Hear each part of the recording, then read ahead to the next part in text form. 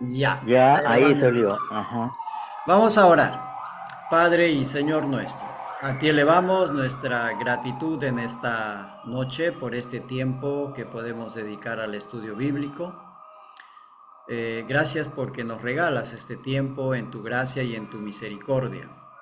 Nos regalas para meditar en tu palabra, para pensar en ella, Señor, para reflexionar, para aprender a pensar y a vivir según tu palabra, Señor.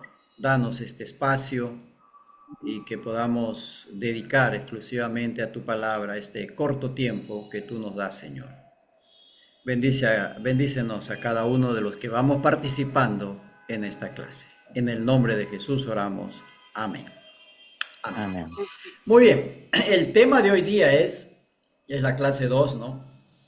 El Señor interviene ante el pecado, ¿no? Como subtítulo, el Señor no es indiferente al pecado de su pueblo.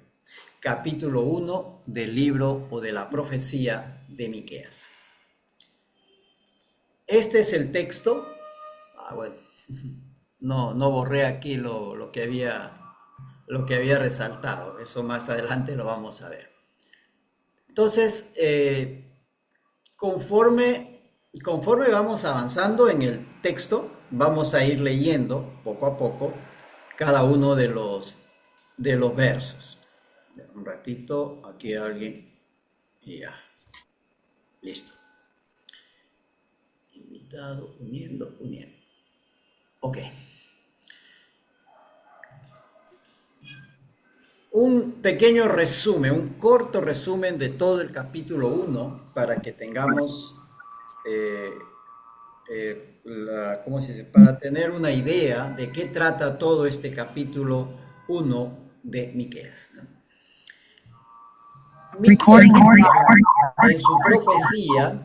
en su profecía, en el capítulo 1 muestra al Señor. A ver, ahí hay dos micrófonos prendidos, dos máquinas. A ver, hermano, apaguen el micrófono. Hay dos máquinas prendidas al mismo tiempo, dos micrófonos. En Apaguen la misma habitación. en la misma habitación. Muy bien. Miqueas 1 muestra al Señor descendiendo para juzgar a su pueblo. Perdón. Por el juzgar a su pueblo por causa de su pecado. En el verso 5 revela que Samaria y Jerusalén son el centro y el origen de esta rebelión contra el Señor. Samaria y Jerusalén son las capitales. Samaria la del reino del norte y Jerusalén la del reino del sur. Ambas ciudades, ambos centros de poder y de gobierno y religiosos también, se habían corrompido y su corrupción se extendió a toda la nación. No se quedó allí en la ciudad. La corrupción tiende eso, ¿no? La corrupción se extiende, se expande, siempre sucede eso, ¿no? Este capítulo también muestra que el siervo del Señor, en este caso el profeta Miqueas, él, como el Señor, tampoco permanece indiferente ante el pecado de su pueblo, ¿no? De su nación. Él se conduele, se apena juntamente con el Señor y proclama juicio para arrepentimiento. Aunque en este capítulo no nos habla de arrepentimiento, pero el propósito de proclamar el juicio del Señor, el propósito final es que se arrepientan y vuelvan al Señor y el Señor les restaure. No es el propósito del juicio, no es la destrucción, o el anuncio del juicio no es la destrucción, sino la oportunidad para que el pecador vuelva al Señor. El contexto de la profecía muestra que el Señor lo hace todo por amor a su pueblo. O sea, ya en el contexto de la profecía, que es todo el libro, va mostrando que todo cuanto el Señor hace, en este caso su juicio, lo está haciendo por amor de su pueblo. para que su pueblo no desaparezca, como el caso de Sodoma y Gomorra, como el caso de Babilonia o de los asirios, ¿no? Que desaparecieron. En el caso del diluvio, ¿no? Entonces el Señor lo hace, castiga, disciplina a su pueblo, lo hace por amor, no por maldad, ni por destrucción, ni por venganza. Bien, podemos resumir así en esa forma el libro, ¿no? Ahora, ¿qué estudiaremos en este capítulo 1 de Miqueas? Estudiaremos que el Señor interviene ante el pecado de su pueblo. Él no permanece indiferente. Los siervos fieles del Señor, que es cualquier creyente, también intervienen ante la maldad y ante el pecado. No callan ni son indiferentes ante la maldad y la injusticia. De una u otra forma, los creyentes debemos denunciar el pecado, la injusticia y la corrupción.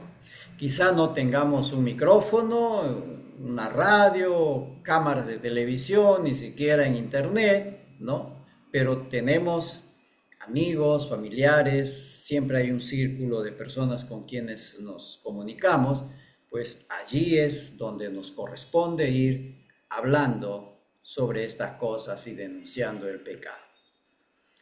El juicio del Señor a su pueblo son los temas que vamos a estudiar aquí. El juicio del Señor a su pueblo es muestra de su intervención, ¿no? Comienza por los líderes y los centros de gobierno y adoración, que son Samaria y Jerusalén. O sea, el juicio empieza por los que están en poder, por los que están gobernando espiritualmente, políticamente, socialmente. El juicio divino es para corregir a su pueblo y llevarle al arrepentimiento para restauración. Otro asunto que vamos a ver aquí mientras vamos estudiando es las implicancias contemporáneas para una nación, ¿no? Las implicancias para los creyentes en Cristo y para la iglesia. ¿Qué implicancias, qué importancia tiene para nosotros ahora estudiar esta profecía de Miqueas de hace más de como casi 3000 años? Quizá un poco menos, ¿no? Pero ya de muchísimo tiempo. ¿Qué importancia tiene para nosotros? Muy bien. Introducción a la profecía, entonces. Y aquí sí empezamos ya en el texto, verso a verso, hasta donde nos permita el conocimiento. Versículo 1. Palabra de Jehová que vino a Miqueas de Moreset, en días de Jotán, Acaz y Ezequías, reyes de Judá, lo que vio sobre Samaria y Jerusalén. Ahora, fíjense aquí lo que hace Miqueas. Miqueas ubica su profecía en el tiempo y en el espacio. En el tiempo y espacio, ¿no? Esa es la característica de la profecía bíblica. La profecía bíblica siempre es puntual. Te ubica en un determinado tiempo y en un determinado espacio geográfico. Las profecías no son libros de misterio, ¿no? No es cuento que te dice, hubo una vez en una tierra, ¿verdad? Y que esa tierra nunca existe, ¿no es cierto? Porque es producto de la fantasía. Pero en el caso de la profecía, no es fantasía porque siempre los profetas nos están ubicando el tiempo cuando ellos dijeron su profecía y el espacio donde ellos anunciaron su profecía. A veces se nos hace un poco complicado ubicar el tiempo y el lugar donde predicaron, ¿ya? Para nosotros eso es dificultad, pero en ese tiempo no. Lo seguro es que ellos predicaron en un determinado tiempo y en un determinado espacio geográfico. Toda la profecía bíblica se ubica de esta manera, no es una profecía al aire. Tiempo. Durante los reyes de Judá, fíjense, Jotán, Acaz y Ezequías, 3 reyes que van más o menos desde el 735 al 700 antes de Cristo. Eso nos da más de 50, 70 años, en ese, más o menos en ese lapso de tiempo, ¿no? Aproximadamente la mitad del siglo octavo antes de Cristo, que son los años 700. Fíjense, si nosotros sacamos la cuenta, hasta aquí serían unos 2700, 2800 años, ¿no? Que tiene esta profecía. Ahora, el espacio, el profeta va a desarrollar su ministerio en el reino del sur, en Judá, Jerusalén, más exactamente en la ciudad de Jerusalén. Pero su profecía tiene alcance al reino del norte, que es Israel, con su capital, Samaria. Por ello, Miqueas es un profeta que su profecía abarca ambos reinos, el reino del norte, Israel, y el reino del sur, Judá. Toda su profecía va a abarcar estos dos espacios geográficos, ¿no? Pero él lo hace desde el sur, desde Judá, desde Jerusalén. Ahora, ¿cuál era la situación en ambos reinos? Y esto ya lo hemos visto en otros profetas, en Oseas. Por ejemplo, ambos reinos habían logrado prosperidad material, eran ricos, pero juntamente con ello también se vino decadencia espiritual. Y en ambos lugares, tanto en Israel como en Judá, empezó a imperar la idolatría, es decir, que el pueblo iba detrás de dioses ajenos, ¿no? Entonces imperaban la idolatría, la corrupción y la injusticia social, ¿no? El abuso de los más poderosos hacia los pobres y hacia los más necesitados. Entonces ahí tenemos el tiempo, el espacio y la situación en la cual el profeta Miqueas proclama o anuncia su profecía. Ahora, hagamos una pequeña comparación. Los reyes de Judá son los únicos que nombra Miqueas. Los reyes de Judá son Jotán, Acaz y Ezequías. Ya, ahí está.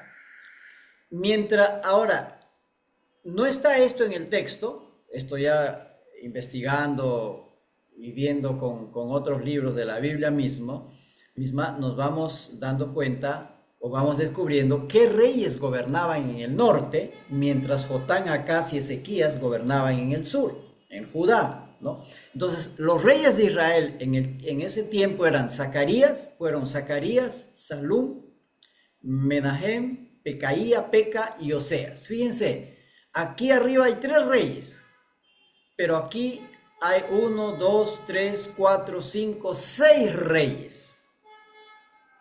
Aunque estos 6 reyes de Israel solo van a abarcar los periodos de Acaz.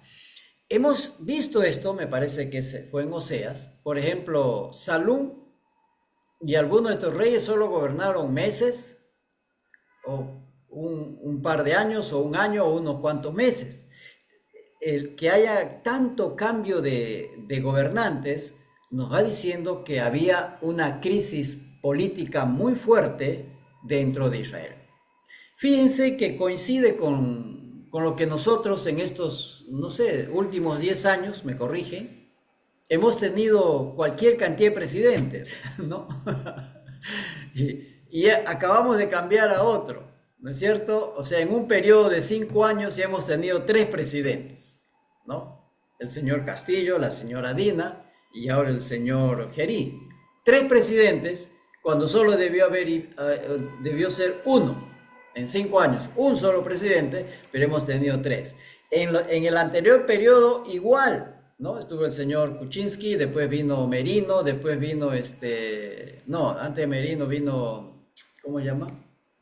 Vizcarra, después creo que vino Merino, y después de Merino vino este otro señor que no recuerdo, el de la barbita. O sea, ahí en un periodo de 5 años pasaron 4 presidentes y aquí ya vamos por 3. Entonces, eso nos va diciendo que hay una crisis política dentro de nuestra nación. Entonces, no es nada extraño y nos está pasando exactamente lo mismo a nosotros. Lo mismo nos está pasando. Se cambian y se cambian y se cambian gobernantes y eso crea caos e inestabilidad política, ¿no?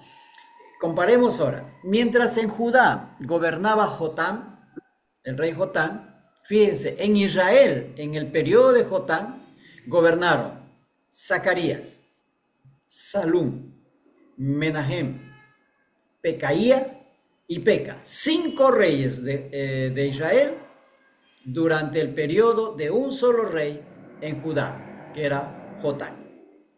5 reyes. Fíjense, si ustedes se dan cuenta, Zacarías duró unos meses porque solo nos señala el 753. Salum igual, 752, no duró algunos meses. Uno de ellos creo que duró solo un mes. Menahem ya duró 10 años, acá también más o menos un poquito, y así, pero se van cambiando reyes a cada rato. Ahora, cuando en Judá gobierna Acaz, en Israel está Peca. Y Peca continúa su reinado hasta el 732. O sea, Peca empieza su reinado cuando en Judá está Jotán, continúa cuando en Judá está Acaz, por eso se nombra tanto con Jotán y con Acaz. Peca continúa su reinado hasta el 732 a.C. Le reemplaza Oseas. Oseas va a reinar hasta el 722. ¿Qué pasó en el 722? ¿Qué pasó? A ver, vamos. ¿Qué pasó en ese año?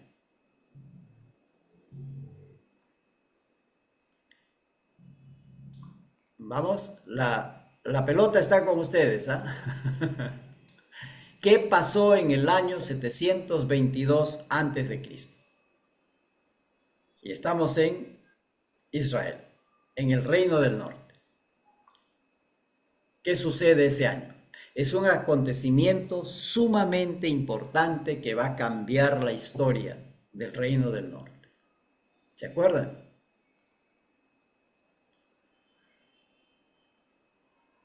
Ese año, el Reino del Norte se termina. ¿Por qué?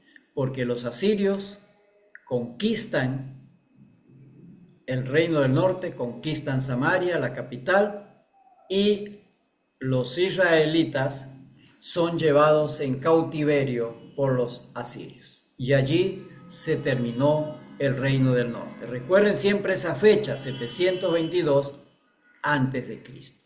Luego en Judá empieza a gobernar Ezequías. Y cuando Ezequías está gobernando, en Israel ya no hay rey. No hay rey.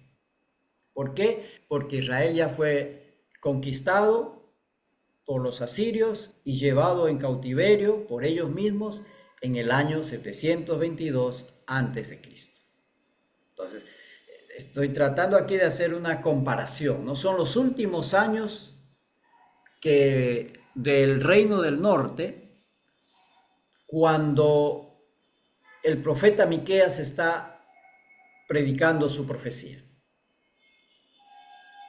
O sea, Miqueas anuncia la caída de Israel y lo vive. Él, claro, él está en el sur, pero se sabe la noticia. Y Miqueas todavía sigue predicando mientras Ezequías reina un tiempo más, ¿no? Pero es en el interín o en el tiempo que el profeta Miqueas está anunciando su profecía, es en ese tiempo cuando los del Reino del Norte son llevados, son conquistados y llevados en cautiverio por los asirios. Un poco allí de historia puede resultar aburrido, ¿no? Muy bien, sigamos en el versículo 2. El Señor no es indiferente al pecado. El Señor interviene. El Señor interviene. Un ratito aquí. Entonces, el Señor no va a permanecer indiferente al pecado. El Señor va a intervenir. Y veamos esto. El verso 2 empieza diciendo, oíd pueblos, todos, ¿no? Está atenta tierra y cuanto hay en ti. Jehová el Señor desde su santo templo, sea testigo contra vosotros. Cuando dice oíd pueblos todos, es una convocatoria universal para ser testigos del juicio del Señor contra su pueblo. Y hay también cuando Moisés se levanta, ¿no? Dice, sea el cielo y la tierra sean testigos de lo que yo les estoy diciendo. Y aquí el Señor, a través del profeta, dice, oigan pueblos, sean ustedes testigos. Es una convocatoria universal del juicio contra mi pueblo. Ahora, hemos visto en otro libro, en Joel me parece, sí, en Joel, en donde se habla de un juicio universal y que todas las naciones van a comparecer ante el tribunal del Señor para ser juzgados. Y decíamos que todas las naciones están marchando hacia ese juicio. Estamos marchando hacia ese juicio, nos estamos acercando hacia ese juicio, ¿no? Conforme va avanzando el tiempo. Entonces, es una convocatoria. Y luego dice, el Señor sea testigo contra vosotros. El Señor ve y sabe sobre el pecado de su pueblo. Desde su trono celestial, desde su templo celestial, su templo de santidad, Él es testigo de la rebelión de su pueblo. A ver, cuando el profeta Ezequiel, ¿no? Que él hace su profecía desde el cautiverio en Babilonia, pero en el espíritu el Señor le lleva a Ezequiel al templo, de que todavía estaba en Jerusalén, todavía no había sido destruido por Babilonia. La destrucción del templo se da después, ya en la tercera vez que son llevados cautivos los judíos. Cuando Ezequiel es llevado por el Espíritu al templo, los hombres, los sacerdotes, escondidos en los entremuros del templo, están adorando imágenes pintadas en la pared. Y piensan que el Señor no les ve, porque se han escondido en los túneles, en los subterráneos, en los entremuros del templo. Allí están escondidos, adorando a imágenes y a ídolos pintados en la pared. Y ellos piensan que el Señor no les ve.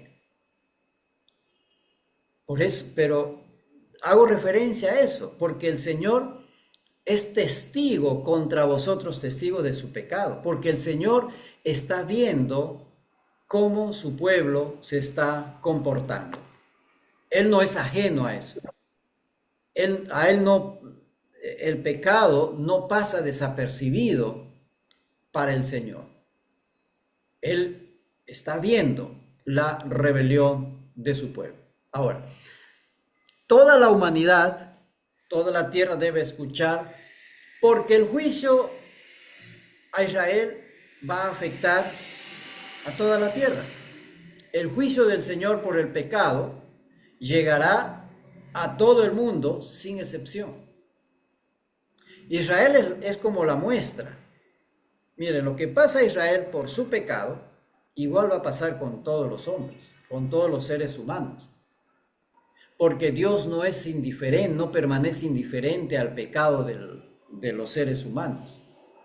Observen que así como le está pasando a Israel por su pecado, que yo les estoy juzgando, dice el Señor, observen que igual va a pasar con el resto. Y eso lo hemos visto en el libro de Joel, que el juicio del Señor llega a todos, sin excepción.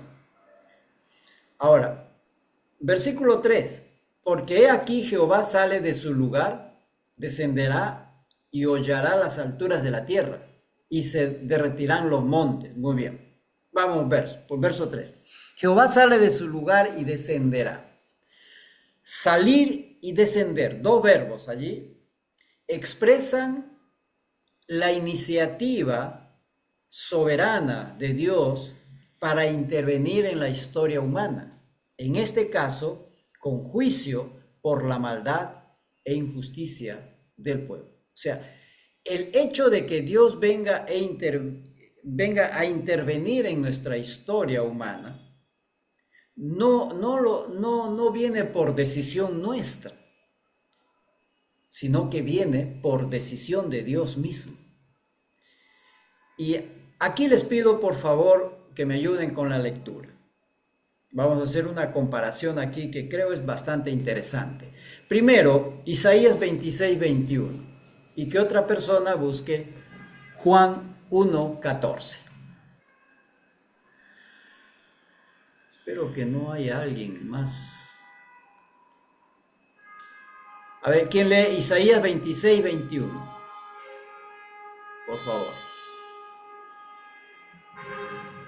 Isaías 26:21.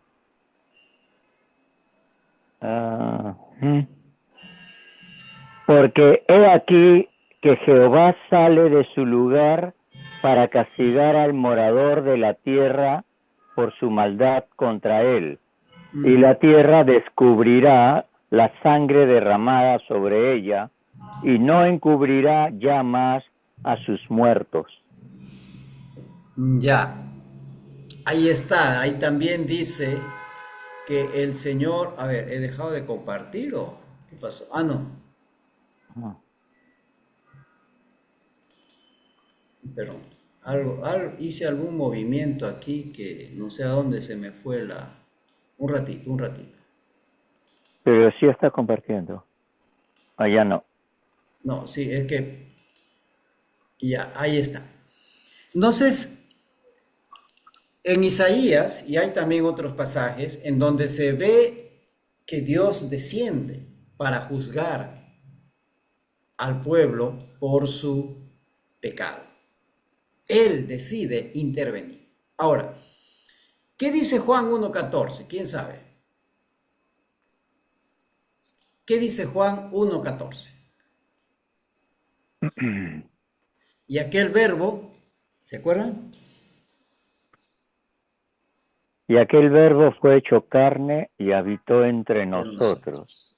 No. Y vimos su gloria, gloria como del unigénito del Padre, lleno de gracia y de verdad. Fíjense que, gracias a él, es la misma figura de salir de su trono, salir y descender a la tierra por iniciativa soberana de Dios mismo. Cuando el Señor decidió hacerse hombre en la persona de Cristo, dejó su trono de gloria y descendió hacia nosotros, vino y habitó entre nosotros. ¿Para qué? Para juicio por el pecado, porque el Señor Jesucristo murió por nuestros pecados. En Él nuestros pecados han sido enjuiciados o han sido sometidos a juicio. Es la misma imagen, la misma figura. Fíjense cómo la profecía nos va dando esta idea, ¿no? De aquel Dios que baja de los cielos, interviene en la historia humana de manera personal, no manda a alguien, sino que Él de manera personal viene e interviene en la historia humana de manera personal. En el Antiguo Testamento nos va dando esta imagen, ¿no? Esta idea de la intervención de Dios. Y eso se concreta en la persona de Cristo, quien es Dios hecho hombre, que vino a vivir entre nosotros para someter al juicio de Dios el pecado nuestro. Entonces, la imagen me pareció bastante clara cuando leí y vi estos dos verbos, ¿no? Salir de su trono, ¿no? Dejar su trono de gloria y descender y vivir entre nosotros para darnos salvación y vida eterna. Sigamos. Dios no permanece entonces indiferente al pecado, aunque parece estar en silencio Él actúa en su tiempo para restaurar la justicia. Podemos pensar que de repente podemos burlar a Dios, como el caso en la profecía de Ezequiel, ¿no? Que Dios no va a ver lo que estamos haciendo y que a Dios no le interesa lo que hacemos, ¿no? O cómo vivimos. No, Dios, aunque parece estar en silencio, Él está mirando y a su debido tiempo Él va a intervenir en nuestra vida, en nuestra historia, en nuestra nación, en nuestra iglesia, va a intervenir para corregir lo que está mal. Entonces, hollarás las alturas, dice el versículo 3 también. Es una referencia a los lugares altos de adoración a dioses ajenos, ¿no? A ídolos. Siempre se acostumbraba a hacer altares en la cumbre de los cerros, de las colinas, ¿no? Y allí la gente peregrinaba y allí hacían sus sacrificios y todo, igual que ahora, ¿no? Ahora en Lima tenemos el Cerro San Cristóbal, a donde no sé qué día es, no sé cuándo es su fiesta, que la gente sube a pie hasta allá haciendo peregrinaje. Y hay otros lugares en el Perú, ¿no? Que siempre están en los lugares altos, nunca están en los valles, están en los lugares altos, ¿no? De cruces, de imágenes a donde la gente hace peregrinación. No es nada nuevo, ya la Escritura nos hace eso. Es algo irónico porque se va a hablar de que el Jerusalén mismo se convirtió como en un lugar alto de idolatría, estando allí el templo del Señor, ¿no?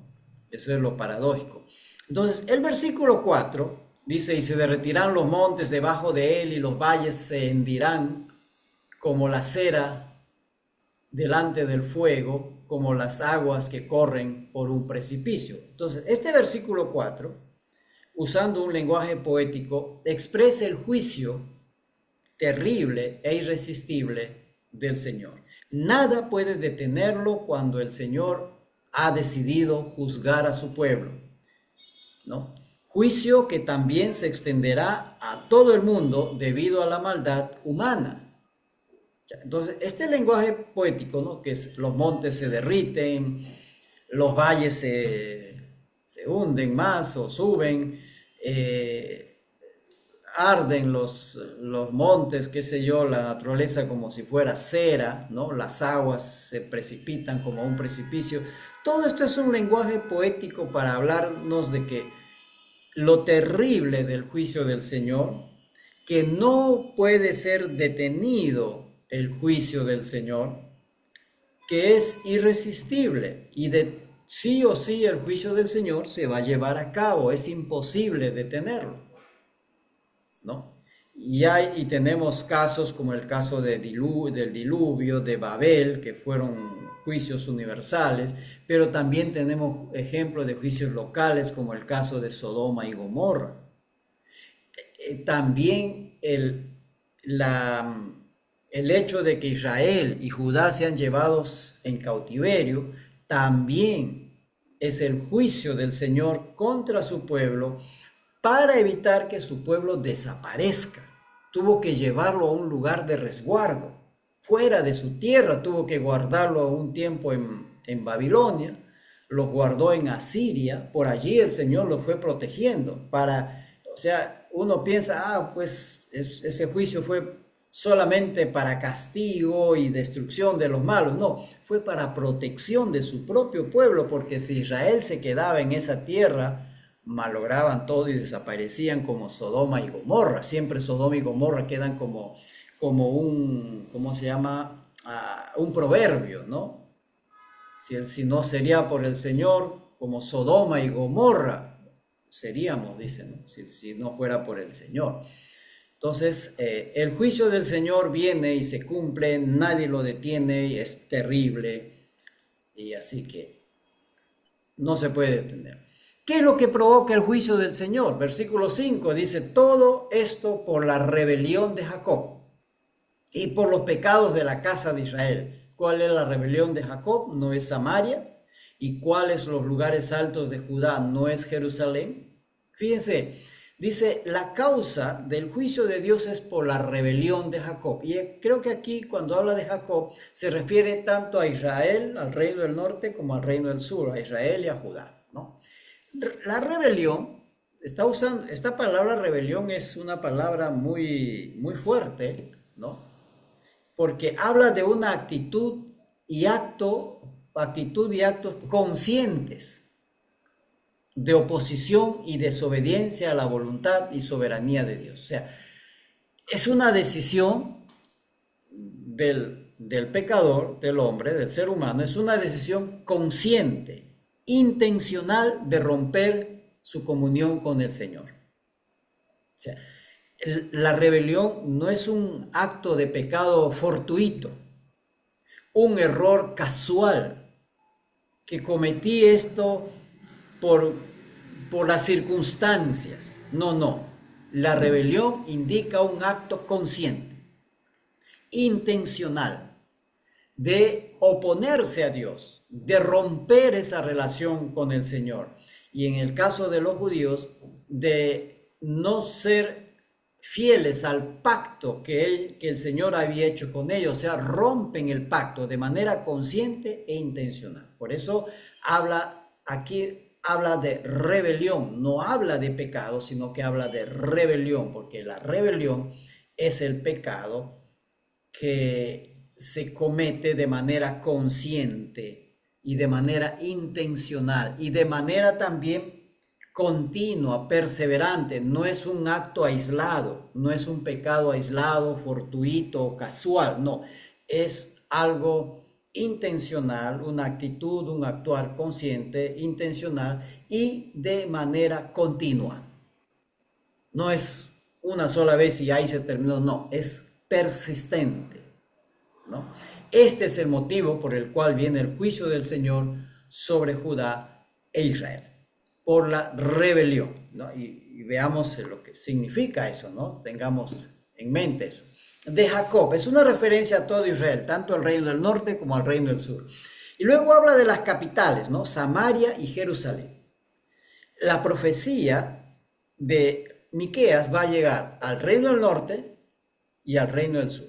Samaria es la capital del norte y Jerusalén la del sur. Capitales de ambos reinos. Samaria siempre fue centro de idolatría, de corrupción, y eso le llevó a toda clase de injusticia que se extendió a toda la nación. El pecado se ha instalado e institucionalizado en la nación. ¿No les parece muy familiar ahora también? El pecado en nuestros gobiernos, en nuestras instituciones, se ha institucionalizado, ¿no? El soborno es algo ya institucionalizado, todo el mundo lo sabe, mucha gente lo recibe y lo practica, ¿no? Porque es la forma de salirse rápido de un problema. O cobrar comisiones por las obras públicas que se hacen, ¿no? Bueno, toda clase de dolos y de corrupción dentro de eso. O sea, la corrupción está instalada dentro de nuestros gobiernos, dentro de dentro de nuestro poder político, dentro del poder judicial, ¿no? El pecado se ha institucionalizado, se ha instalado en lo más profundo, y eso había sucedido en Samaria. Ahora, Jerusalén, irónicamente es llamado lugar alto, se había convertido en un lugar de transgresión. Era ya como un santuario pagano, ya no era el templo del Señor, ya no era la ciudad santa, ya no era el lugar de la habitación del Señor, era cualquier cosa menos eso, era ya un lugar pagano. Y por eso el profeta le dice, ¿y cuáles son los lugares altos de Judá? ¿Acaso no es Jerusalén su lugar alto? Dijimos anteriormente que el templo mismo se había convertido en un objeto de idolatría, porque decían, el templo del Señor está aquí, así que no nos va a pasar nada, no importa cómo vivamos, no importa si somos injustos, rebeldes, eh, que vivamos en toda clase de pecados, no importa. Pero aquí Jerusalén no va a ser conquistada nunca. ¿Por qué? Porque aquí está el templo de Jehová. El templo se había convertido en un amuleto, en un ídolo. Y eso no es posible. El Señor mismo hizo que lo destruyeran. No aprendieron con la destrucción del templo de Jerusalén, en el templo que había construido Salomón. No aprendieron. Y cuando llegó el segundo templo, ¿no?, a donde el Señor Jesús llegó, igual ellos pensaban que Jerusalén no podía ser conquistada porque allí estaba el templo. No habían aprendido de la primera vez, ¿no? Y seguían con el mismo asunto. Igual el Señor los destruyó. Entraron los romanos y movieron piedra sobre piedra. Entonces, es irónica la expresión cuando a Jerusalén se le llama lugar alto, porque se había convertido en un lugar de idolatría y dejó de ser la ciudad santa o el templo santo del Señor. Continuemos, versículos 7 aquí. Bueno, luego el 6. Haré pues de Samaria montones de ruinas y tierra como para plantar viñas, y derramaré sus piedras por el valle y descubriré sus cimientos. Fíjense que va en aumento, ¿ya? Samaria será montones de ruinas, quedará como una tierra donde como un campo de cultivo en donde se podrá plantar viñas, ¿no? Y dice, derramaré sus piedras por el valle, y finalmente dice, descubriré sus cimientos. Esta expresión, descubriré sus cimientos, quiere decir que es una destrucción total de la ciudad de Samaria. Hasta hoy día no se ubica de manera muy precisa dónde estuvo la parte central de la ciudad de Samaria, porque fue arrasada, ¿no? Por eso dice, descubriré sus cimientos, una destrucción total, plena, que no iba a quedar nada de Samaria debido a su rebelión.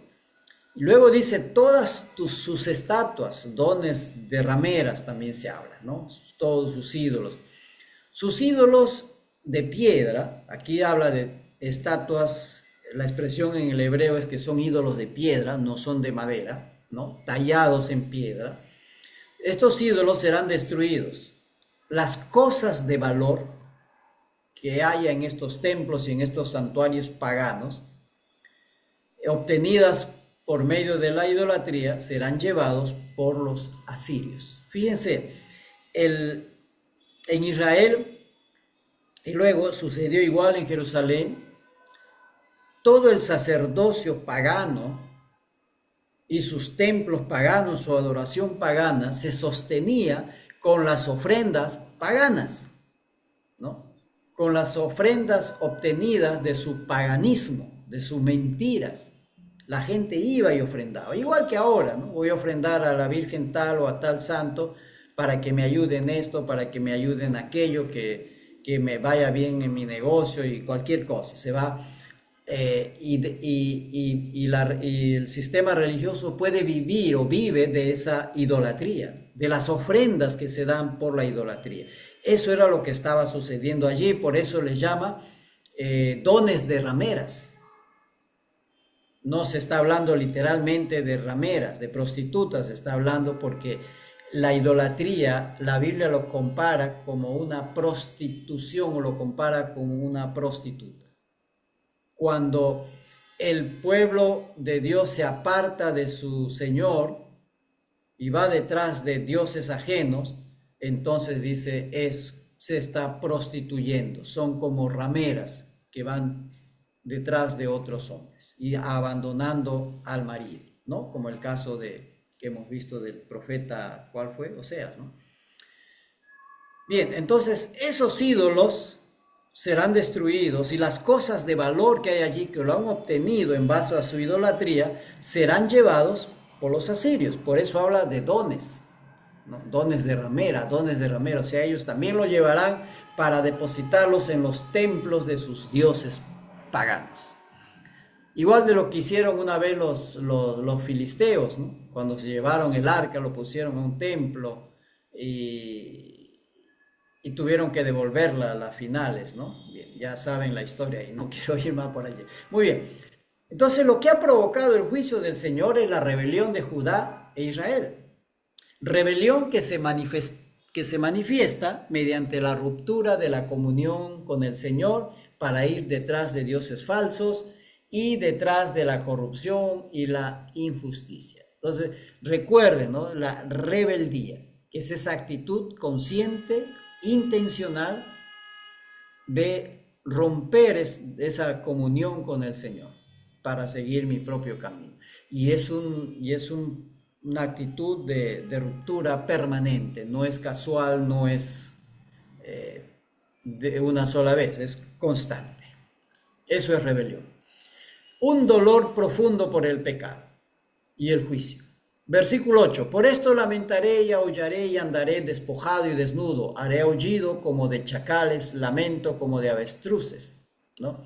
Fíjense, lamentaré, aullaré, ¿no? Y habla de otras expresiones. Son expresiones de profundo dolor y pena por el pecado de Israel y de Judá y por el juicio divino que les espera.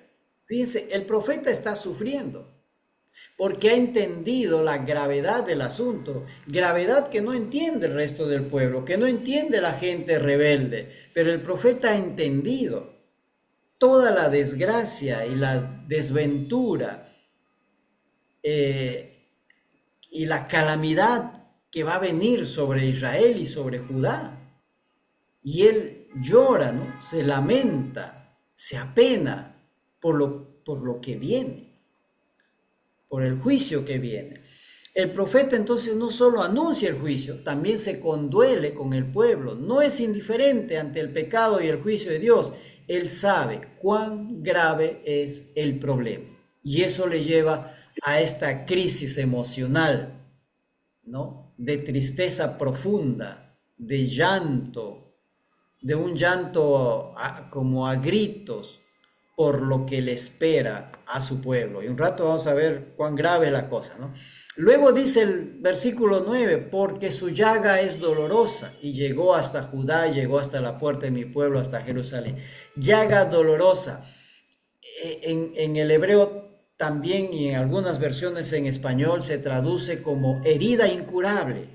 El pecado ha permeado lo más profundo de Israel y ha llegado a un punto de no retorno. O sea, es como cuando alguien enferma y ya no se puede curar.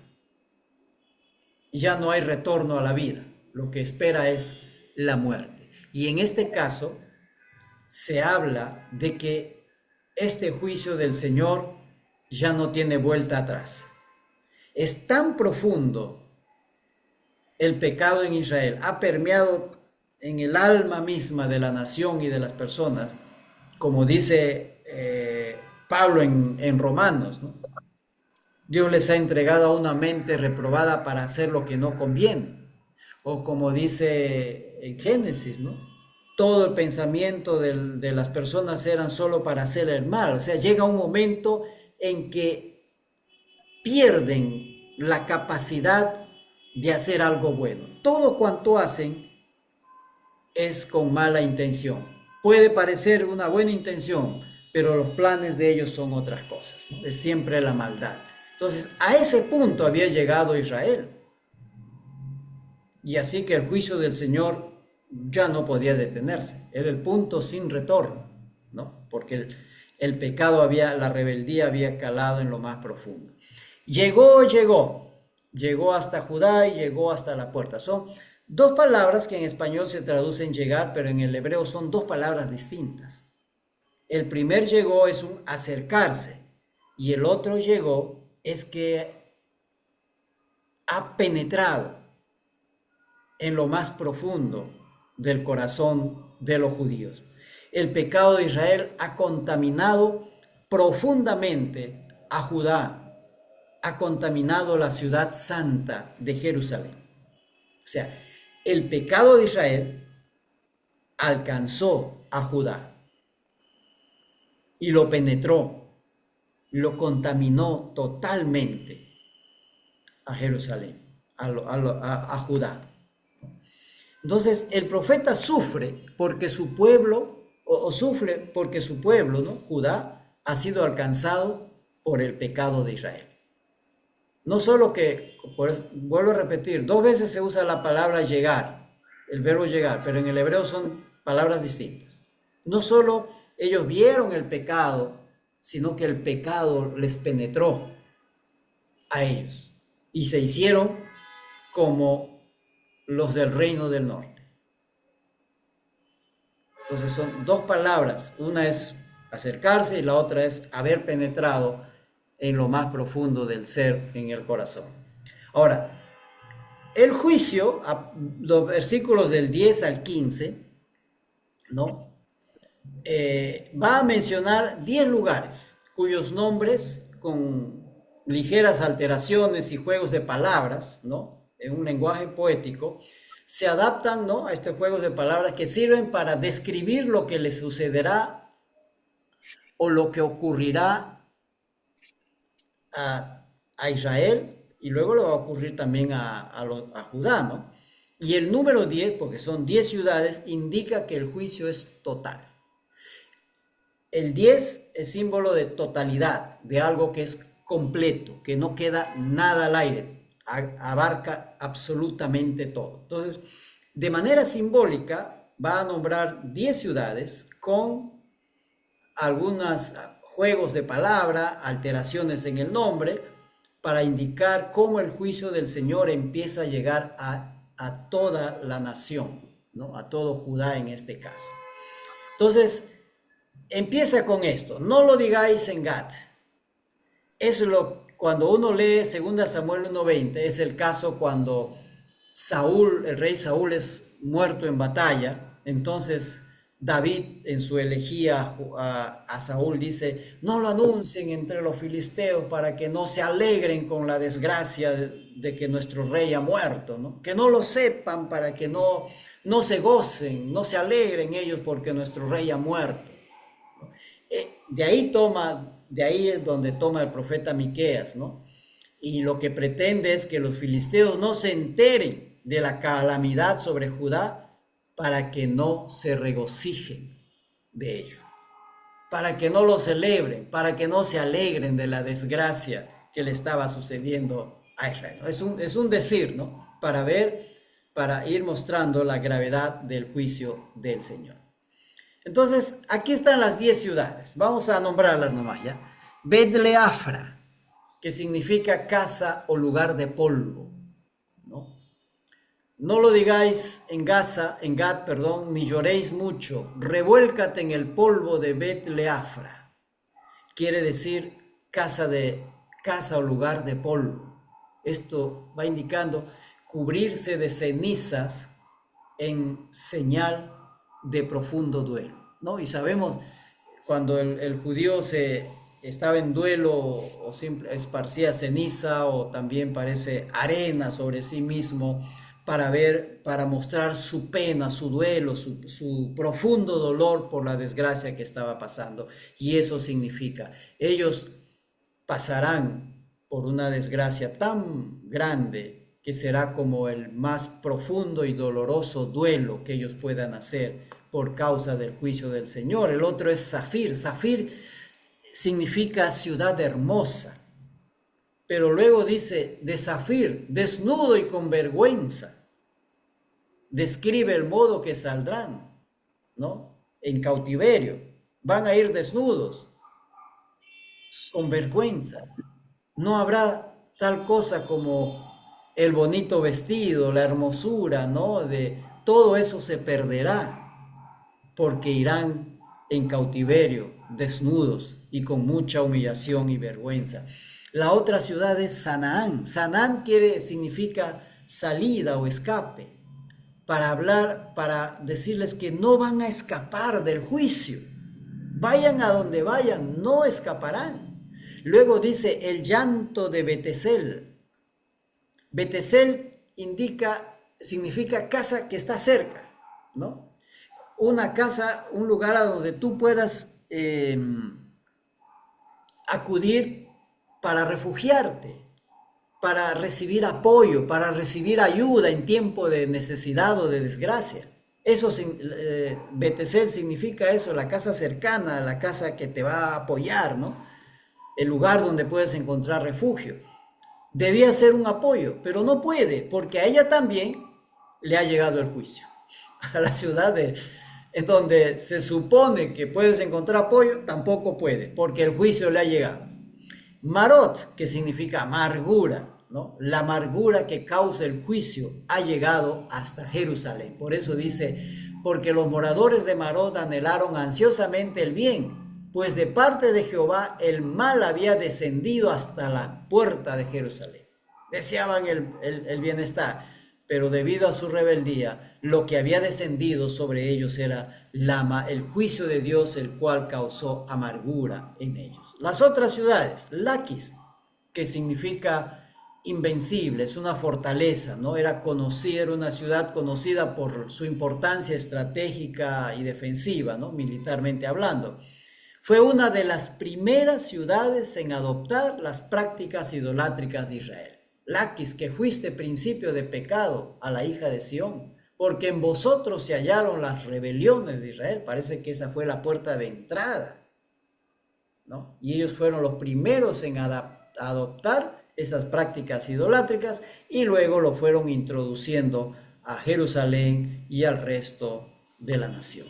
La otra ciudad, Moreset Gat, heredad o posesión de Gad, quiere decir que esto que pertenece a Israel será entregado como tributo al enemigo, ¿no? Esto que era herencia de ellos, que era posesión de ellos, que Dios los había dado como posesión esa tierra, como herencia los había dado, ahora iba a ser entregado como tributo al enemigo. Y todo Judá y todo Israel fueron conquistados y pasaron de manos. Primero el reino del norte estuvo bajo el dominio de los asirios, luego el reino del sur bajo el dominio de Babilonia. O sea, la heredad que ya habían recibido ahora había sido entregado a sus enemigos.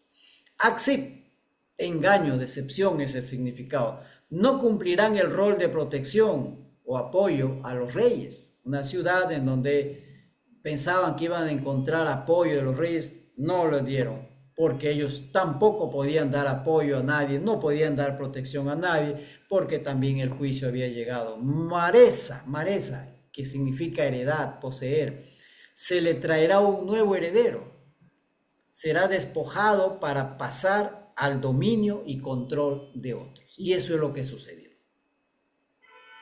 Todo Israel pasó al dominio y control de otras potencias, de otros poderes, de otros países. La heredad que el Señor les había dado debido a su rebeldía, el Señor se lo quitó y se lo dio a otro. Y la última ciudad, Adulam, que significa refugio, escondite, ¿no? Van a buscar refugio en Adulam, lo que implica huida, humillación y pérdida. Se les fue toda la gloria, todo el orgullo, que nosotros somos muy buenos, somos ricos y bueno, tenemos de todo, somos grandes, Dios está con nosotros, tenemos el templo, tenemos esto. Dice, todo eso perderán y tendrán que buscar refugio, tendrán que huir, tendrán que escapar. Todo eso significa perderán su dignidad, ¿no? Y caerán en humillación y perderán todo. Muy bien. El último versículo. Hay una separación desgarradora. Ráete y trasquílate, símbolo de luto, un llamado a expresar su dolor por lo que viene, ¿no? Ráete, ¿no? Ráete la cabeza, trasquílate, ¿no? Quítate todo el cabello, la barba, queda sin nada, símbolo de luto, y un luto muy, muy doloroso. Luego dice, por los hijos de tus delicias, lo más amado y preciado de sus hijos serán llevados en cautiverio. Luego, hazte calvo como el águila, indica luto y humillación extremos Eso significa una deshumanización del dolor.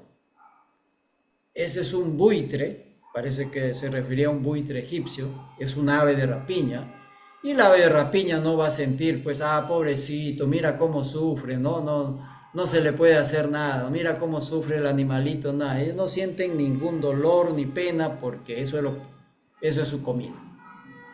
Igual va a ir pasando en este tiempo de crisis y de juicio, hay una deshumanización del dolor, no les va a interesar para nada. Porque en cautiverio se fueron de ti. La razón del lamento, ¿no? ¿Por qué se lamentan ellos? Es por el exilio de los hijos. El juicio de Dios implicará la separación forzada, desgarradora, dolorosa de las futuras generaciones.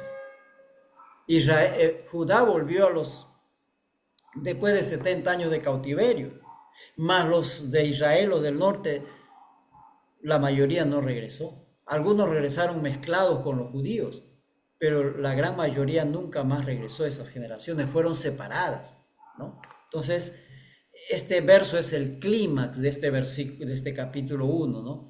De esta sección. No se trata solo de ciudades que van cayendo por la conquista de las potencias del tiempo, sino de familias desgarradas por la separación. Muchas de ellas nunca más se volverán a encontrar. Hijos que son llevados en cautiverio, cuyas madres desesperadas y lloran y nunca más las verán a sus hijos, ¿no? Dice, lo más preciado, lo más hermoso de sus hijos serán llevados en cautiverio, separados. Es algo desgarrador. Algo quizá de esto se puede ver en estas últimas guerras que vamos teniendo aquí, ¿no? Como las madres lloran a sus hijos porque han sido muertos en el campo de batalla y cosas así, ¿no? Entonces es algo terrible, ¿no? Lo que va pasando. Muy bien, algunas conclusiones y aplicaciones. Dios no permanece indiferente ante la injusticia, ante la idolatría o la hipocresía dentro de su iglesia, ¿no? Porque la iglesia es el pueblo de Dios, es parte del pueblo de Dios. Aunque parezca que Dios guarda silencio, en su tiempo Él actúa para corregir y restaurar. Los creyentes hoy están llamados a sentir compasión y dolor genuino por la condición espiritual de la sociedad. Esto nos toca, ¿no? Vivimos en una sociedad, pues, no tan buena, ¿no? Por la condición espiritual de la sociedad y de la iglesia. Todos los días leemos noticias de iglesias que se corrompen o iglesias que han salido ya del camino del evangelio, ¿no? Por eso la predicación y el testimonio deben nacer del quebranto, no de la condena. No condenamos, sino debemos dar esperanza en nuestro testimonio. El pecado institucionalizado corrompe la nación y nosotros lo tenemos eso a la mano. La corrupción en los sistemas políticos, económicos o religiosos afecta a toda la sociedad. La iglesia debe ser una voz profética, denunciando el pecado estructural y promoviendo integridad desde el liderazgo. Como dije al principio, no tenemos un micrófono, no tenemos una cámara de televisión, una pantalla, somos simples y comunes ciudadanos, pero tenemos amigos, familiares, personas en medio de las cuales nos relacionamos. Allí es necesario muchas veces denunciar y hablar sobre los pecados que existen actualmente y cómo la sociedad se corrompe y cómo estas ideologías nos quieren imponer desde el gobierno, ¿no? Allí tenemos que levantar la voz y denunciar y no permitir que eso afecte, ¿no? El juicio divino busca restauración, no destrucción. Un llamado al arrepentimiento y restauración. Nuestro mensaje debe ser de arrepentimiento y esperanza, que el Señor va a restaurar la vida del pecador. ¿Ok? Muy bien, hasta ahí, hermanos. Creo que ha sido un poco largo ahora, pero el capítulo era largo. Muy bien, hasta ahí esta lección.